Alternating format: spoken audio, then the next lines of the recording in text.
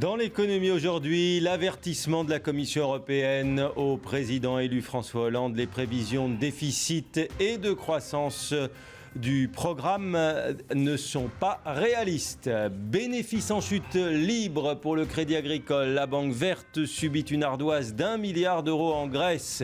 Et puis Wall Street secoué par un nouveau scandale. Un trader français fait perdre 2 milliards d'euros. Les tractations restent très difficiles en Grèce en vue de la formation d'un gouvernement. La pression européenne s'accentue pendant ce temps sur Athènes. Si elle ne parvient pas à respecter ses engagements, la Grèce devrait quitter l'euro, estime ce soir le président de la Commission européenne, José Barroso. Pour l'heure, parmi les grandes victimes de la crise grecque, il y a une banque française, le Crédit Agricole. Il a publié ce matin des résultats en chute de 75% au premier trimestre, avec pratiquement 1 milliard de pertes sur la Grèce. Les explications d'Hubert Coster. C'est un véritable cauchemar pour Crédit Agricole. Racheté en 2006 dans la précipitation, la banque grecque Emporiki promettait de devenir très rentable. Elle s'est en fait transformée en gouffre financier dont on ne voit plus le fond. Les pertes s'accumulent et augmentent chaque année. Près de 4 milliards d'euros ont déjà été engloutis depuis 2007.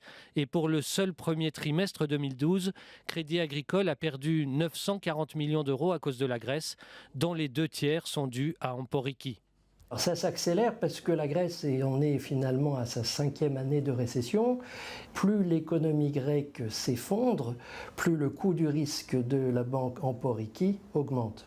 Une banque mal gérée qui a distribué trop de crédits sans beaucoup de discernement, des crédits que les Grecs ne parviennent plus à rembourser. Crédit Agricole n'a pas le choix. Année après année, il comble le déficit sans possibilité de s'en sortir.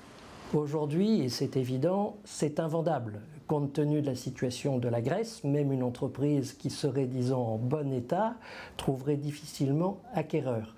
Là, en plus, il s'agit d'une banque qui a de grosses difficultés. Conséquence directe, la Banque Verte affiche un résultat net au premier trimestre d'à peine plus de 250 millions d'euros, en chute libre de 75% par rapport à l'année dernière. De toutes les banques européennes, Crédit Agricole est la plus exposée à l'économie grecque.